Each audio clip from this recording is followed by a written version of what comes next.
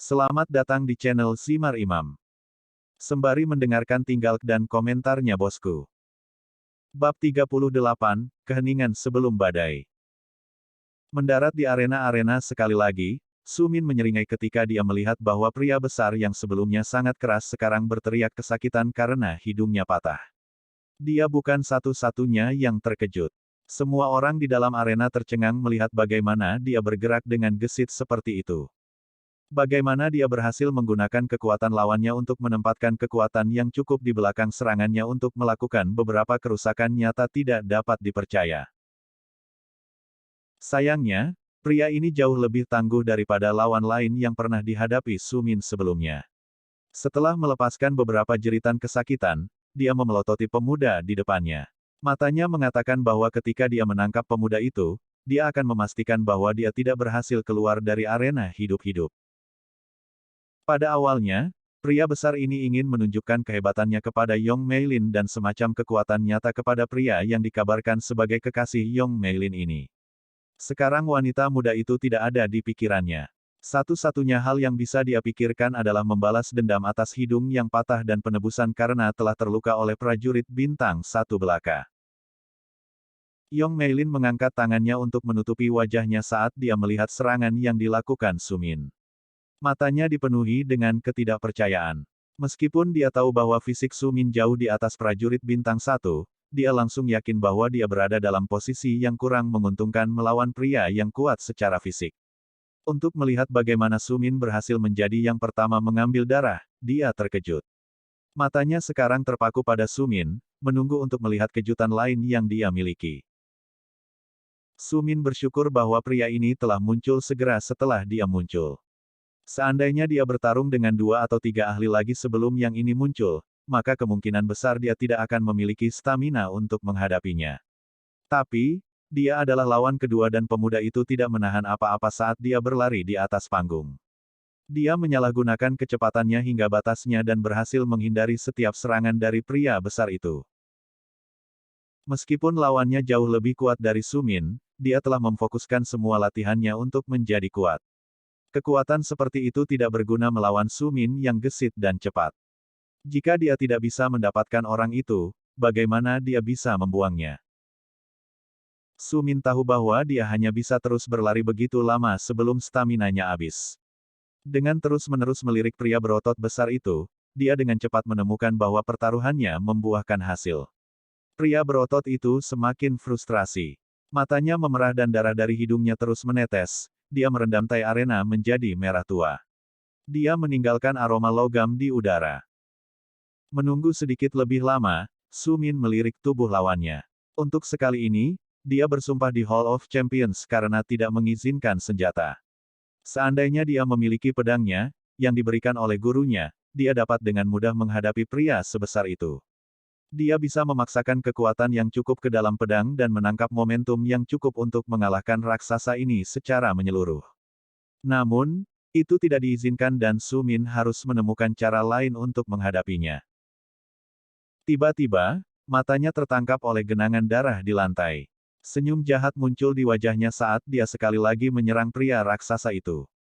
Fokusnya sepenuhnya pada kedua lengan dan dia dengan ahli menghindari keduanya sebelum dia memutar tubuhnya sedikit dan meletakkan satu kaki di belakang kakinya. Setelah melakukannya, Sumin mendorong kedua tangannya ke depan. Dia meminjam momentum dari kemajuannya dan kedua telapak tangannya bertabrakan dengan tubuh bagian atas yang telanjang. Dia mengeluarkan suara tamparan sebelum pria besar itu tersandung darah. Pria besar itu tidak mampu mendapatkan kembali keseimbangannya karena sebuah kaki diletakkan di belakang kaki. Hal ini menyebabkan dia jatuh dan kepalanya membentur lantai batu. Sekali lagi, Sumin mundur sejauh yang dia bisa. Tujuan utamanya adalah untuk tetap hidup dan memastikan bahwa tidak ada yang diizinkan untuk mencapai dantiannya sehingga itu akan dihancurkan.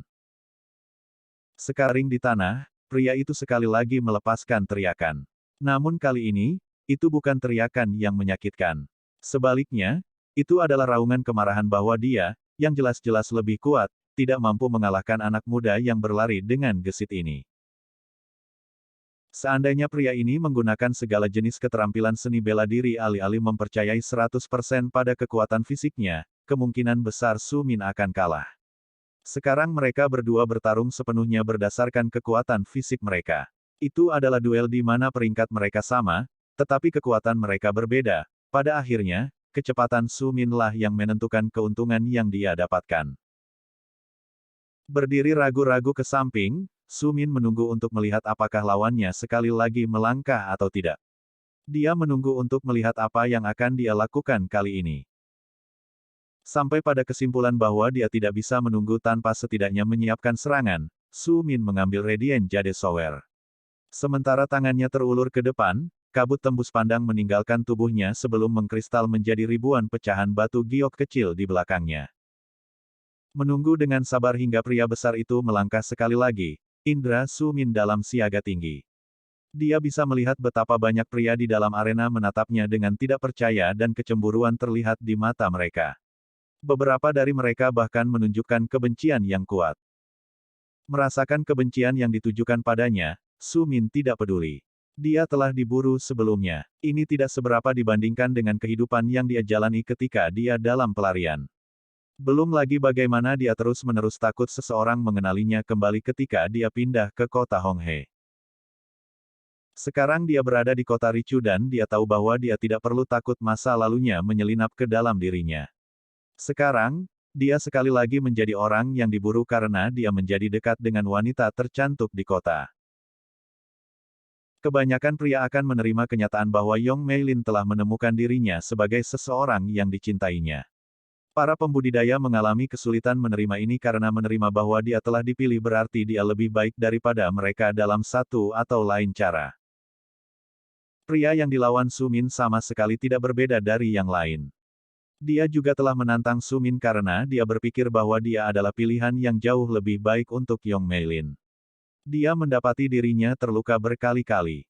Kali ini ketika dia terjatuh ke lantai, dia mendengar suara retakan yang mengerikan datang dari tengkoraknya. Darah membanjiri lantai batu sekali lagi dan tidak butuh waktu lama sebelum seluruh dunianya menjadi hitam. Melihat dia menyerah, Su Min hanya bisa menghela nafas lega.